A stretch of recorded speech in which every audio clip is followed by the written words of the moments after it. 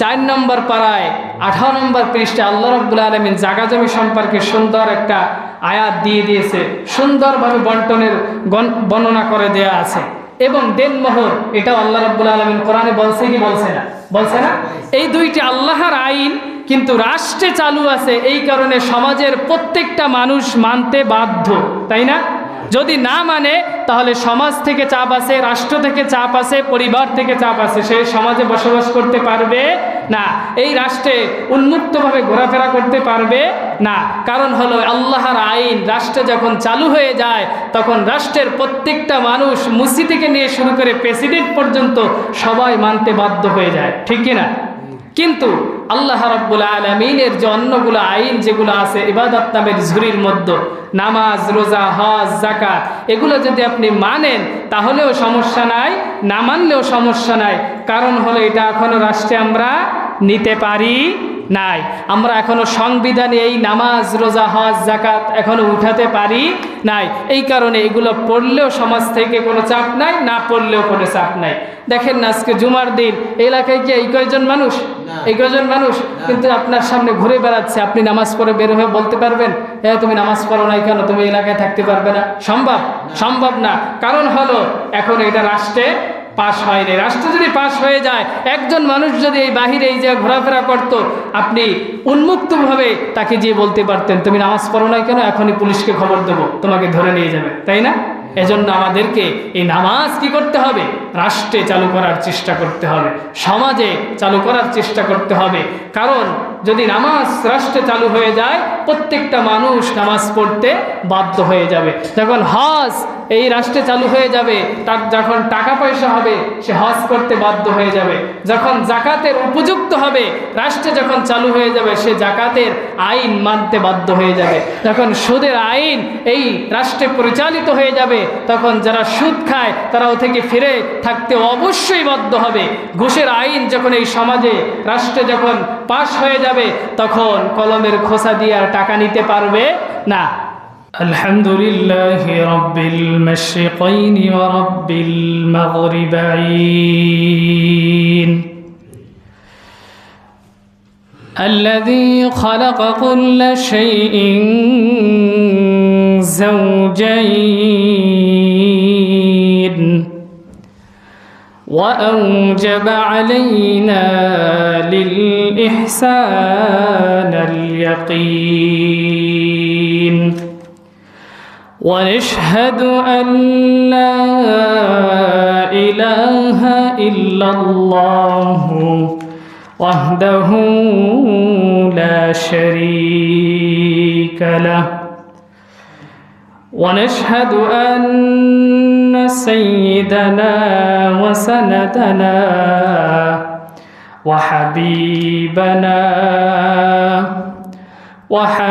وحبيب ربنا محمدا عبد الله ورسوله الذي أرسله بالحق بشيرا ونذيرا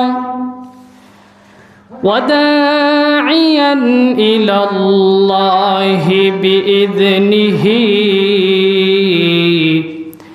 وسراجا وقمرا منيرا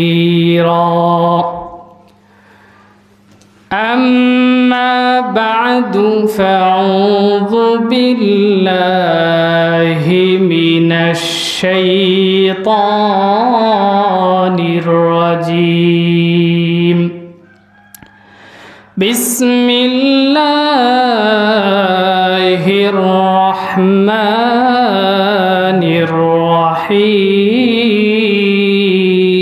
الرحيم وما خلقت الجن والإنس إلا ليعبدون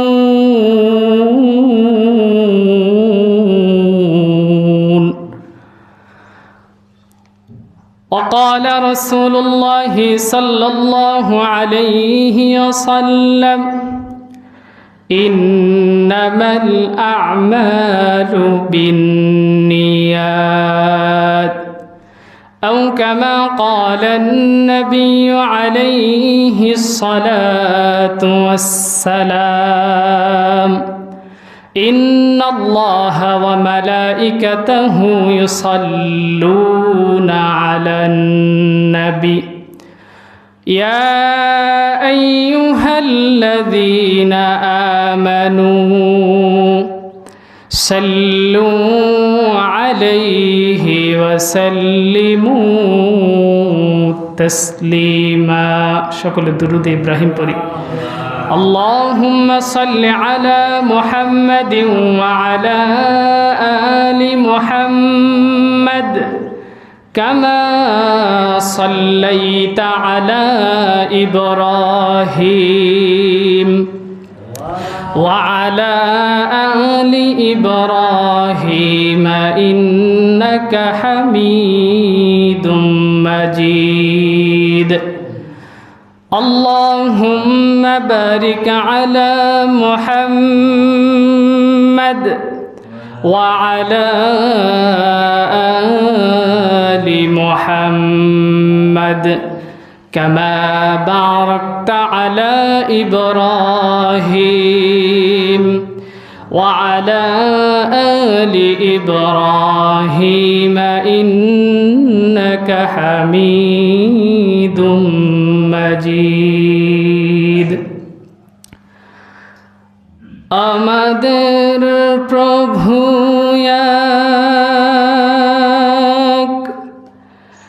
একই নবীর উম্মত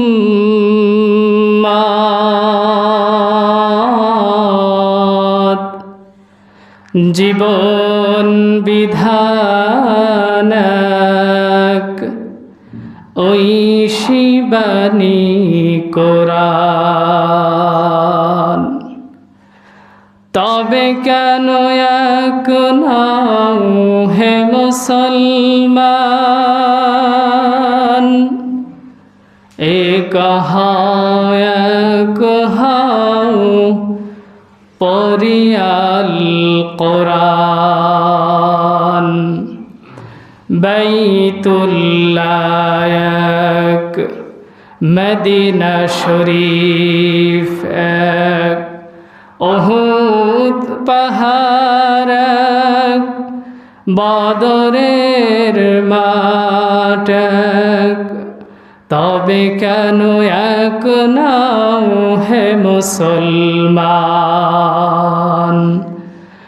এক হাও পরিয়াল কোরআন আমাদের প্রভু কয়জন আমাদের কাবা শরীফ কয়টা একটা আমাদের রমজান মাস কয়টা একটা বদরের মাঠ ছিল কয়টা একটা রাসূল কয়জন একজন সবই এক কিন্তু আমাদের মধ্যে কি ভাগ মত পার্থক্য শুধু দলাদলি এজন্য আমাদের এই ছোটখাটো সামান্য মাসআলা নিয়ে মত পার্থক্যগুলো দূরে ঠেলে দিয়ে আমাদের ঐক্য গড়ে তুলতে হবে আর যদি এরকম সীসাডালা প্যাচিরের মতো আমরা ঐক্য গড়ে তুলতে পারি মুসলমানদের শক্তির সামনে কোনো পরাশক্তি জয়ী হতে পারবে না কখনোই সম্ভব না যুগে যুগে কখনো পারে নাই আজও পারবে না কিয়ামত পর্যন্ত কেউ সেই সাহসও রাখে না এজন্য মুসলমানদের এক হতে হবে আমাদের বজ্রে কণ্ঠের আওয়াজ থাকতে হবে এমন আওয়াজ যে আওয়াজের ধ্বনি শুনলে বেঈমান মুরতাদরা কাঁপতে থাকবে এই জন্য আমাদেরকে এই মত পার্থক্যগুলো ভুলে যেতে হবে আল্লাহ রাব্বুল আলামিন পৃথিবীর মধ্যে অসংখ্য মাখলুকাত সৃষ্টি করেছেন কেউ কেউ বলে 18,000 মাখলুকাত মতান্তরে আরে অনেক বেশি আছে এই প্রত্যেক মাখলুকাত আল্লাহ রাব্বুল আলামিনের জন্য তাসবিহ জপতে থাকে প্রতি সেকেন্ডে প্রতিনিয়ত তারা আল্লাহ রাব্বুল আলামিনের প্রশংসা এবং গুণকীর্তনে ব্যস্ত থাকে পৃথিবীর মধ্যে কোনো মাখলুকাত আল্লাহ রাব্বুল আলামিনের কথার অবাধ্য হয় না। আল্লাহ রাব্বুল আলামিন যাকে যেই কাজ দিয়ে দিয়েছে ওই কাজের মধ্যে সে নিয়োজিত আছে। শুধুমাত্র দুইটি জাতি আল্লাহর নাফরমানি করে, আল্লাহর কথার অবাধ্য হয়। তারা হলো এক নম্বরে জিন, আর একটা হলো মানুষ। ইনসান এবং জিন অর্থাৎ মানুষ, সেই ইনসান হলো কি আমরা, এবং আর একটা হলো জিন জাতি যারা আগুনের তৈরি, আর আমরা হলো মাটির তৈরি। এই দুইটি জাতি আল্লাহ রাব্বুল আলামিনের কথার অবাধ্য হয়। আল্লাহ রাব্বুল আলামিনের কথাকে তারা উপেক্ষা করে নিজের মত গড়া যত মতবাদ আছে এগুলো তৈরি করে জমিনের মধ্যে তারা চলার চেষ্টা করে। আল্লাহ রাব্বুল আলামিন বলেছে তোমরা সমাজকে এইভাবে পরিচালনা করো, কিন্তু আমরা অন্য একটা মত তৈরি করে সেই অনুযায়ী সমাজকে পরিচালনা করি। আল্লাহ রাব্বুল আলামিন বলেছে তোমরা যদি তোমাদের অর্থ অনেক হয় তাহলে ওই অর্থের যাকাত প্রদান করো, কিন্তু আমরা সেটা করতে চাই না। আল্লাহ রাব্বুল আলামিন বলেছেন তোমরা মানুষদেরকে, এতিম দরিদ্রদেরকে খাবার খাওয়াও, কিন্তু আমরা খাওয়াতে চাই না। আল্লাহ রাব্বুল আলামিন যত কথা বলেছেন প্রত্যেকটা কথার আমরা কিছু না কিছু কথা অবাধ্য করি। সেই অবাধ্য করি হলো জিন এবং ইনসান, এই দুইটি জাতি। এবং যত মাখলুকাত আছে, যত প্রাণীকুল আছে, কোনো প্রাণীকুল আল্লাহ রাব্বুল আলামিনের কথার অবাধ্য হয় না। আল্লাহ রাব্বুল আলামিন যাকে যেই কাজ, যেই দায়িত্ব দিয়ে দিয়েছে তারা ওইটাই পালন করতে সারা জীবন ব্যস্ত থাকে। শুকর একদম একটা নিকৃষ্ট প্রাণী না? এটা কি আমাদের জন্য হালাল না হারাম? হারাম। কিন্তু তারপরও এই প্রাণীটা আল্লাহ রাব্বুল আলামিনের সবসময় তাসবিহ জপতে থাকে। আল্লাহ রাব্বুল আলামিন যেই দায়িত্বকে দিয়েছে ওইটাই ও পালন করে, ওর বাহিরে কোনো কিছু ব্যক্তি করতে পারে না। কুকুর এটা অপবিত্র প্রাণী, কিন্তু এই প্রাণীটাও আল্লাহ রাব্বুল আলামিনের হুকুমেই আবদ্ধ সর্ব অবস্থায়। কখনো নিজের কোনো মতবাদ, ব্যক্তি কোনো মত সে প্রকাশ করতে পারে না। কিন্তু আমরা মানুষ পৃথিবীর মধ্যে সব থেকে শ্রেষ্ঠ, কিন্তু আমরা আল্লাহ রাব্বুল আলামিনের কি অবাধ্যতা প্রকাশ করি। ইনশাআল্লাহ নিয়াত করেছে এই আয়াতের উপর, তেলাওয়াতকৃত আয়াতের উপর তাফসীরের আকারে কিছু কথা বলার চেষ্টা করব। সকলে বলুন আমিন। আল্লাহ রাব্বুল আলামিন বলেছেন ওয়ামা খালাকাতুল জিন্না ওয়াল ইনসা ইল্লা লিয়াবুদুন। আল্লাহ রাব্বুল আলামিন সূরা জারিয়াতের 56 নম্বর আয়াতে বলতেছেন জিন এবং ইনসান এই দুইটি জাতিকে আমি সৃষ্টি করেছি শুধুমাত্র কেবলমাত্র আমি রবের ইবাদত করার জন্য। কি করার জন্য? ইবাদত করার জন্য।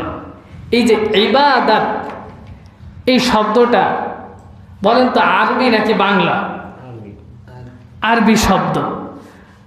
তাফসীর কারকরা, জানি না, আমার ছোট্ট মেধা থেকে যতটুকু বুঝি তারা কি লেখছে এটা তাদের বিষয়, যেহেতু তাদের জ্ঞানের সাগর অনেক অনেক, আমি তাদের ছাত্র হওয়ার যোগ্য না যারা এই তাফসীরগুলো লিখেছে।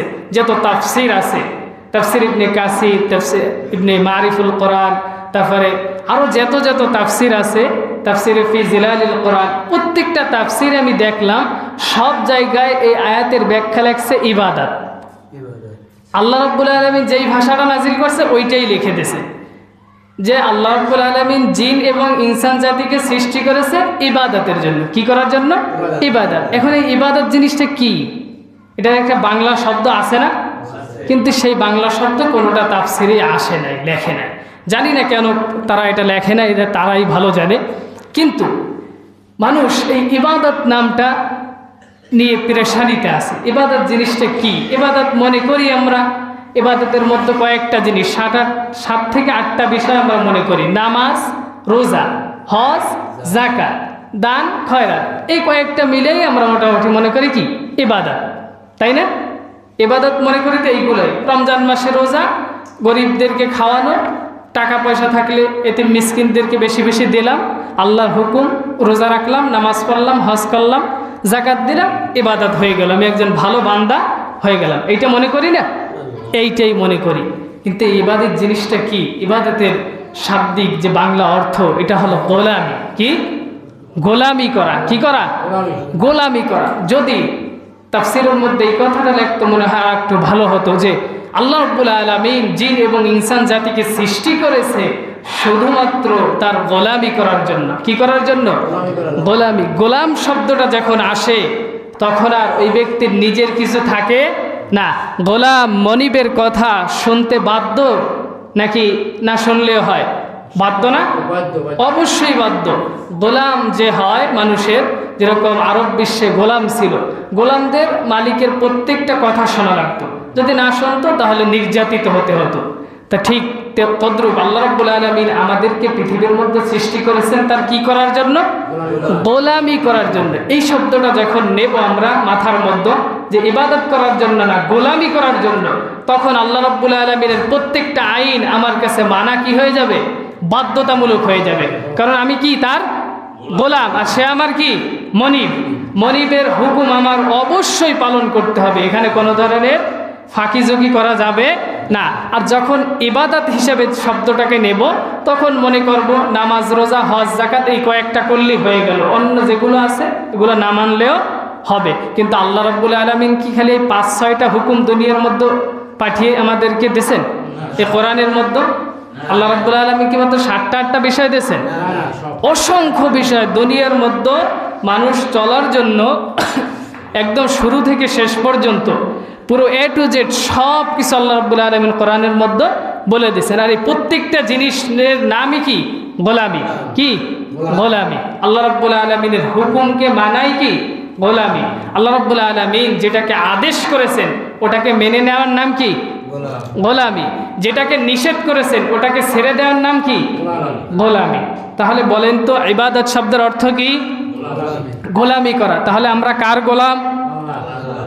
আমাদেরকে স্বীকার করতে হবে। প্রত্যেকটা মানুষ যখন চিন্তা করবে যে আমি একজন গোলামের ঘরের গোলাম, কারণ আমার বাবাও গোলাম, আমিও কি? গোলাম। কার গোলাম? আল্লাহর গোলাম। তাহলে আমার মধ্যে কোনো ধরনের অহংকার আসবে?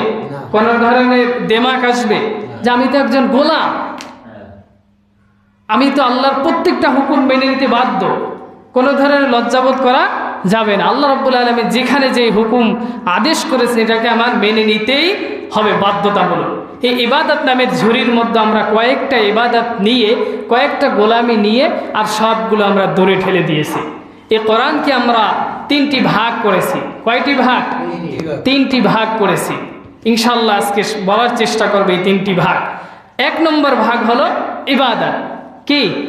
ইবাদত। এই ইবাদত শব্দ কোরআনের একটা ভাগ করেছি আমরা। তার মধ্যে আছে নামাজ, রোজা, হজ, যাকাত, দান, খয়রাত, এই কয়েকটা মিলে মোটামুটি 7টা-8টা বিষয়। এইটা হলো কোরআনের একটা ভাগ আমরা নিয়েছি, যেটা যদি আমরা পৃথিবীর মধ্যে করি তাহলে কোনো সমস্যা নাই, আর যদি নাও করি তাহলেও কোনো সমস্যা নাই।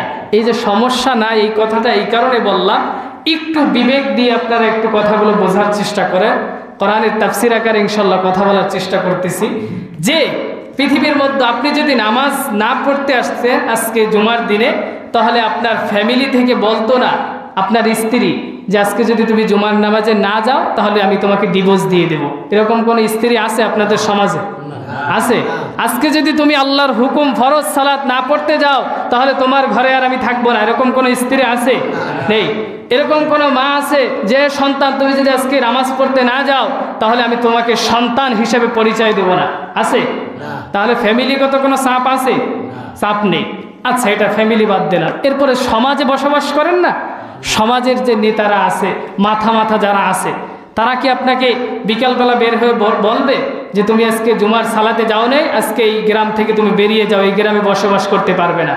এরকম কোনো নেতা আছে এই গ্রামে? আছে এরকম কোনো মাথাওয়ালা লোক আছে? নেই।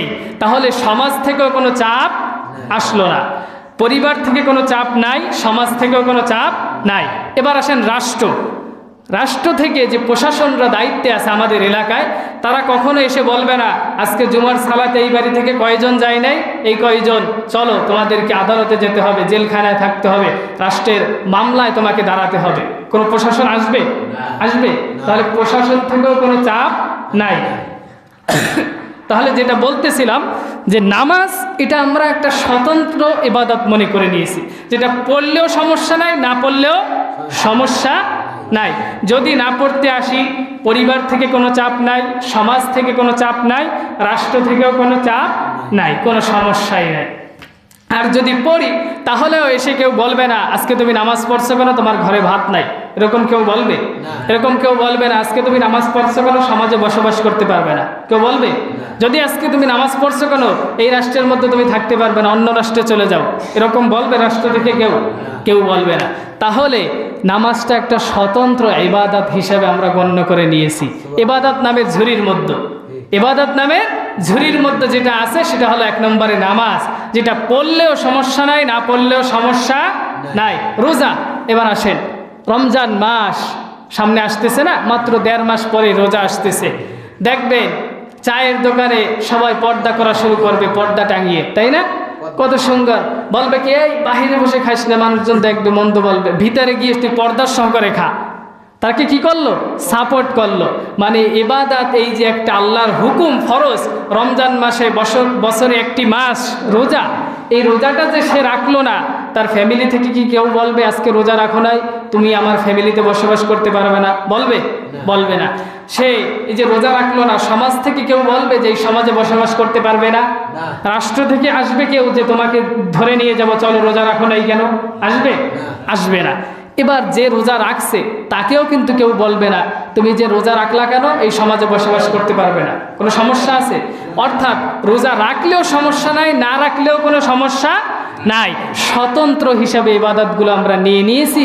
এজন্য আমাদের সমাজে ইবাদত নামের এই যে ঝুরিটা আছে, এটার মধ্যে কোনো ধরনের চাপ আমাদের পক্ষে আসে না।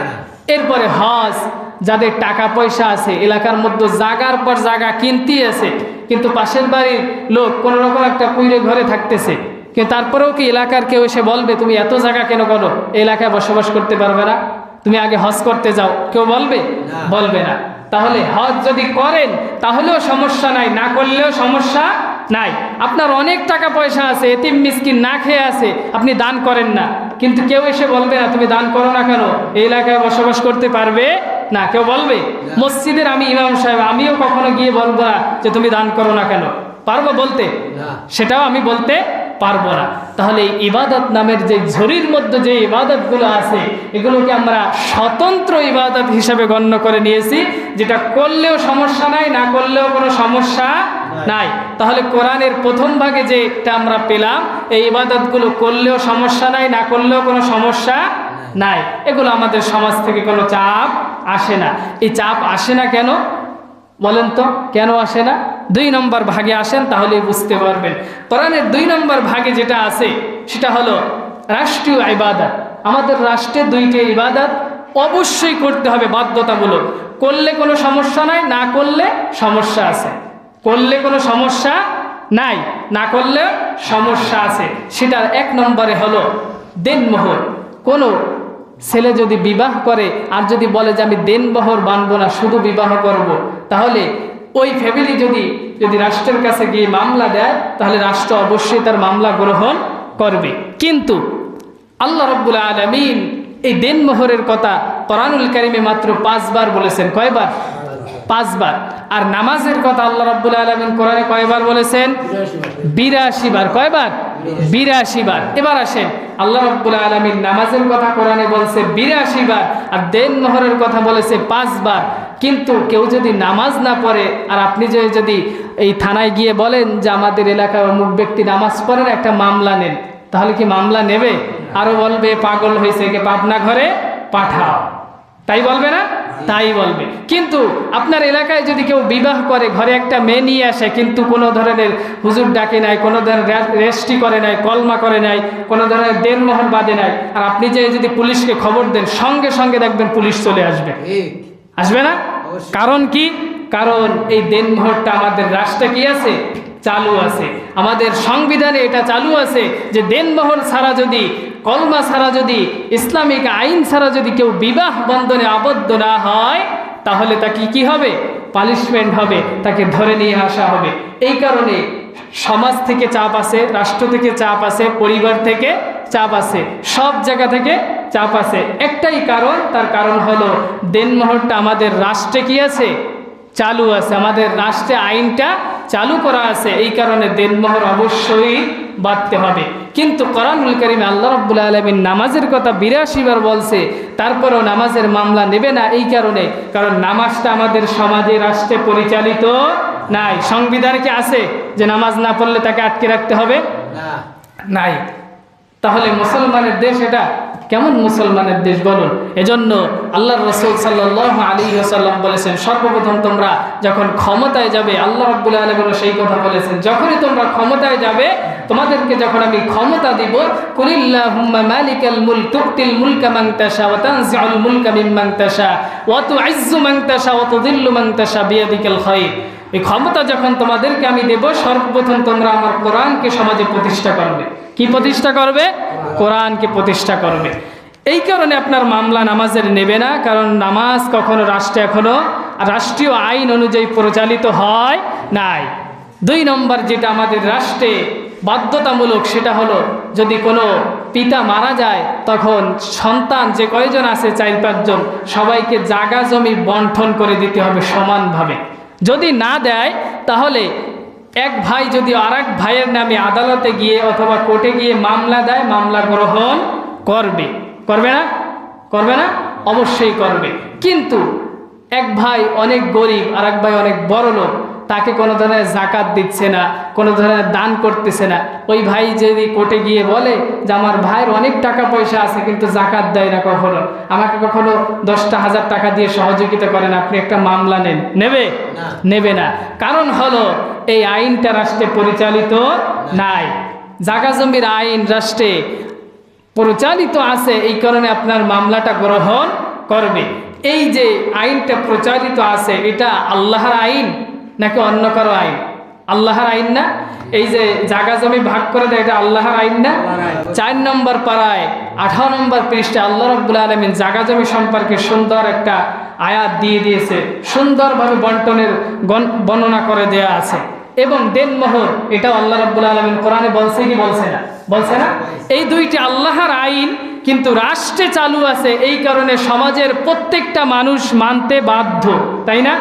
যদি না মানে, তাহলে সমাজ থেকে চাপ আছে, রাষ্ট্র থেকে চাপ আছে, পরিবার থেকে চাপ আছে, সে সমাজে বসবাস করতে পারবে না, এই রাষ্ট্রে উন্মুক্তভাবে ঘোরাফেরা করতে পারবে না। কারণ হলো আল্লাহর আইন রাষ্ট্রে যখন চালু হয়ে যায়, তখন রাষ্ট্রের প্রত্যেকটা মানুষ, মুসি থেকে নিয়ে শুরু করে প্রেসিডেন্ট পর্যন্ত সবাই মানতে বাধ্য হয়ে যায়, ঠিক কিনা? কিন্তু আল্লাহ রাব্বুল আলামিনের যে অন্যগুলো আইন যেগুলো আছে ইবাদত নামের ঝুরির মধ্যে, নামাজ, রোজা, হজ, যাকাত, এগুলো যদি আপনি মানেন তাহলেও সমস্যা নাই, না মানলেও সমস্যা নাই। কারণ হলো এটা এখনো রাষ্ট্রে আমরা নিতে পারি নাই, আমরা এখনো সংবিধানে এই নামাজ, রোজা, হজ, যাকাত এখনো উঠাতে পারি নাই। এই কারণে এগুলো পড়লেও সমাজ থেকে কোনো চাপ নাই, না পড়লেও কোনো চাপ নাই। দেখেন না, আজকে জুমার দিন এলাকায় কি এই কয়জন মানুষ? এই কয়জন মানুষ কিন্তু আপনার সামনে ঘুরে বেড়াচ্ছে, আপনি নামাজ পড়ে বের হয়ে বলতে পারবেন, হ্যাঁ তুমি নামাজ পড়ো নাই কেন, তুমি এলাকায় থাকতে পারবে না? সম্ভব? সম্ভব না। কারণ হলো এখন এটা রাষ্ট্রে পাশ হয়নি। রাষ্ট্র যদি পাশ হয়ে যায়, একজন মানুষ যদি এই বাহিরে এই যে ঘোরাফেরা করত, আপনি উন্মুক্তভাবে তাকে গিয়ে বলতে পারতেন তুমি নামাজ পড়ো নাই কেন, এখনই পুলিশকে খবর দেবো, তোমাকে ধরে নিয়ে যাবে, তাই না? এজন্য আমাদেরকে এই নামাজ কি করতে হবে? রাষ্ট্রে চালু করার চেষ্টা করতে হবে, সমাজে চালু করার চেষ্টা করতে হবে। কারণ যদি নামাজ রাষ্ট্রে চালু হয়ে যায়, প্রত্যেকটা মানুষ নামাজ পড়তে বাধ্য হয়ে যাবে। যখন হজ এই রাষ্ট্রে চালু হয়ে যাবে, তার যখন টাকা পয়সা হবে, সে হজ করতে বাধ্য হয়ে যাবে।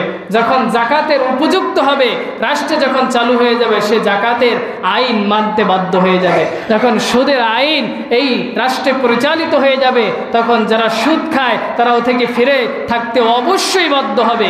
ঘুষের আইন যখন এই সমাজে, রাষ্ট্রে যখন পাশ হয়ে যাবে, তখন কলমের খোসা দিয়ে আর টাকা নিতে পারবে না।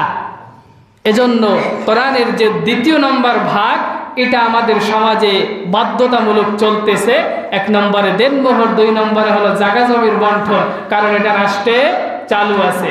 ৩ নম্বর কোরআনের যে ভাগটা আছে, সেটা হলো আমাদের সমাজে আল্লাহ রাব্বুল আলামিন বলেছেন, মোহরের যে একটা আইন বেঁধে দিয়েছেন, যদি ঠিক তদ্রুপ কোনো ছেলে এই এলাকায় একটা ফাঁকা বাড়ি একটা মেয়েকে নিয়ে আসে, নিয়ে আসার পরে যদি ওই ছেলেটা বিবাহিত হয়, আল্লাহর আইন অনুযায়ী বলা হয়েছে যে তাকে মাটির মধ্যে গেঁথে দিয়ে পাথর মেরে দুনিয়া থেকে বিদায় দিয়ে দাও। এই আইনটা কি আমাদের সমাজে প্রচলিত আছে? আছে? নাই। যদি অবিবাহিত হয় তাহলে তাকে 100টা বেতের আঘাত করো, চালু আছে? এই যে জেনার আইন, এটা কি সমাজে চালু আছে?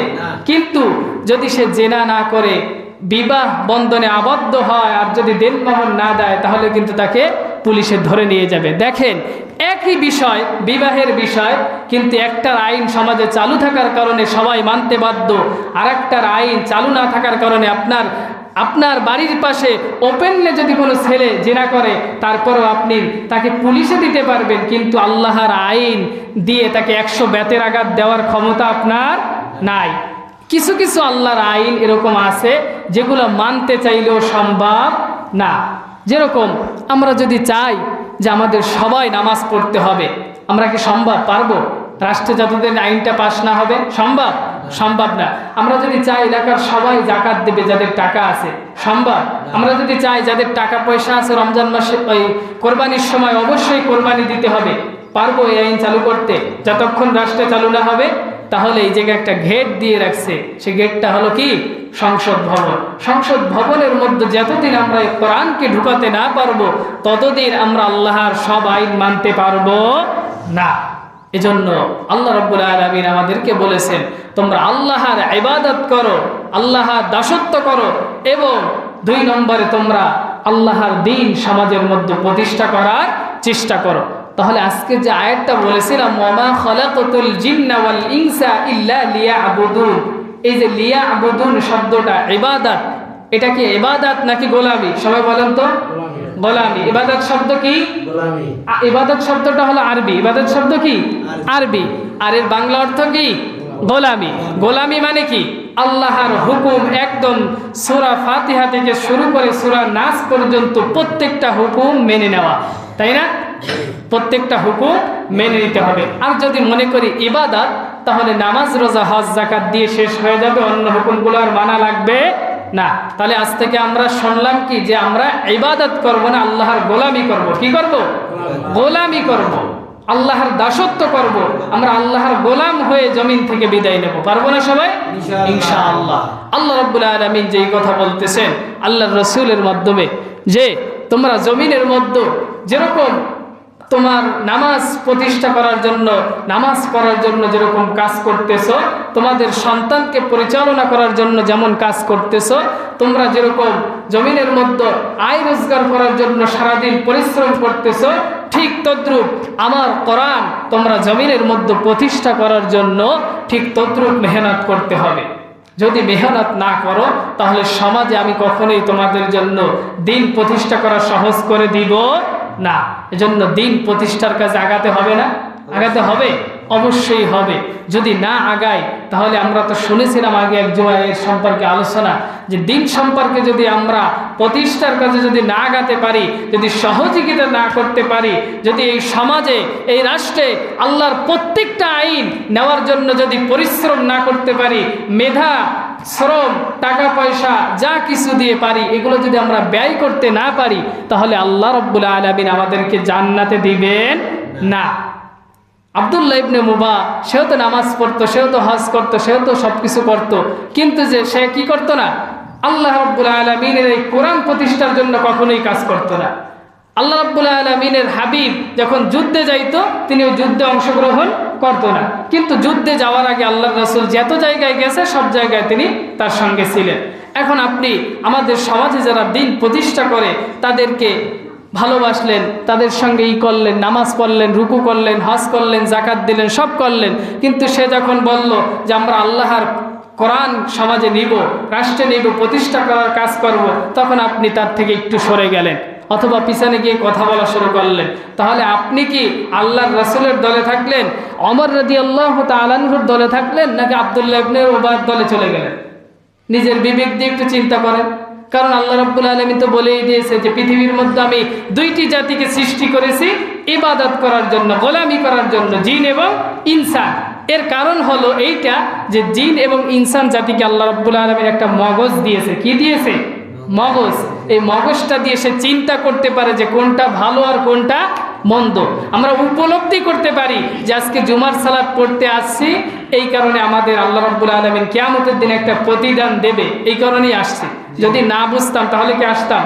যে ব্যক্তি পাগল, দেখবেন রাস্তায় জামা কাপড় ছাড়া হাঁটে। একটা ভালো মানুষ কখনো দেখছেন জামা কাপড় ছাড়া রাস্তায় হাঁটে? কারণ তার মগজ আছে যে জামা কাপড় ছাড়া রাস্তায় হাঁটা যায় না। যার মগজ নাই সে এই কাজটা করতে পারে। এজন্য আমাদের মগজ দিয়ে, বিবেক দিয়ে চিন্তা করি যে আমরা কোন পথে হাঁটতেছি। আমাদের বাংলাদেশের স্বাধীনতার পরে আজ পর্যন্ত যত শাসক আসলো, সবাই কি মুসলমান নাকি হিন্দু? সবাই মুসলমান না? আমাদের স্বাধীনতার পরে যে কয়জন শাসক আসছে বাংলাদেশে, হিন্দু একজনও আসছে? আসছে? একটু জবান খেলে বলেন, আসছে? সবাই মুসলমান না? তারাও কিন্তু দাবি করে আমরা নামাজ পড়ি, আমরা হজ করি, আমরা যাকাত দিই, আমরা তাহাজ্জুদ পড়ি, আল্লাহর ইবাদত করি। কিন্তু শাসকের হাত বদল হচ্ছে, কিন্তু কখনোই কোরআনের ভাগ্য খুলতেছে না বাংলার জমিনে। খুলতেছে? শাসকের হাতই ঠিকই বদল হচ্ছে, কিন্তু এই কোরআন কখনো আজ পর্যন্ত কেউ সাহস করে সংসদে নিতে পারলো না। তাহলে এই শাসকের হাত বদল হয়ে কোনো লাভ আছে? লাভ আছে? লাভ নাই। এজন্য শাসকের হাত বদল নাই, এবার আমাদের এই সংবিধানের বদলতা করতে হবে। করতে হবে না? ওখানে কোরআন নিতে হবে। যদি নিতে পারি তাহলে বাংলাদেশের একটা সোনালী সমাজ আমরা গড়ে তুলতে পারবো। এছাড়া সম্ভব নয়। কারণ আপনি যেখানেই যান না কেন, কি ওয়াজ করবো, যে ওয়াজ করি কোনো লাভ আছে? আপনি শুনতেছেন, চলে যাচ্ছেন, আবার আপনার মতো চলতেছেন। কিন্তু যখন রাষ্ট্রে আইনগুলো চালু হয়ে যাবে, বিবাহের মতো দেনমোহর না বানলে পুলিশে ধরে নিয়ে যাবে, জায়গা জমি বন্টন না করে দিলে জেলের মধ্যে গিয়ে থাকতে হবে দিনের পর দিন, বছর পর বছর, এরকম আইন যদি নামাজের বিষয় কার্যকর হয়ে যায়, হজের বিষয় কার্যকর হয়ে যায়, জাকাতের বিষয় কার্যকর হয়ে যায়, তাহলে আমাদের তো ওয়াজ করা লাগবে না। ওয়াজ করার আগে মানতে বাধ্য। কারণ যখন পিছনে বাড়ির ভয় থাকে তখন আর সে আইন মানতে ভুল হয় না। যখন কোনো ধরনের চাপ নাই, সামাজিক চাপ নাই, পারিবারিক চাপ নাই, রাষ্ট্রীয় চাপ নাই, তখন মানলে মানলাম, না মানলে না মানলাম। এরকম না? যেরকম আমাদের সমাজে কিছুদিন আগে করোনা আসছিল না, করোনায় দেখছেন যে মাস্ক না পরে বের হলে যদি রাস্তাঘাটে পুলিশ দেখে 200 টাকা 500 টাকা জরিমানা, এবং আরো পিটান তো আছেই, জেলেও যাওয়ার একটা আসছিল কয় মাসের জন্য। তাহলে সবাই মাস্ক পরা শুরু করলো। এমন এমন ঘটনা শুনছে যে মাস্ক দিয়ে বের হয় নাই, 500 টাকা দিয়ে মাস্ক কিনছে, 10 টাকার মাস্ক, তারপরেও কিনছে। কারণ কিসের ভয়? পুলিশের বাড়ির ভয়। কিসের ভয়? পুলিশের বাড়ির ভয়। যখন আজান হয়ে যাবে কানে, আমি বাহিরে বের হয়েছি, মসজিদের পাশ থেকে হেঁটে যাচ্ছি, আজান হয়েছে, তখন আর আমি হেঁটে যেতে পারবো না। আমার একটা ভয় চলে আসবে যে নামাজ অবশ্যই পড়তে হবে। যদি না পড়ি আর মোড়ের সামনে গিয়ে যদি পুলিশের হাতে পড়ি তাহলে আমার রেহাই নাই। তখন মানুষের ভয় হোক আর আল্লাহর ভয় হোক, আপনার নামাজ পড়তে অবশ্যই আসতে হবে।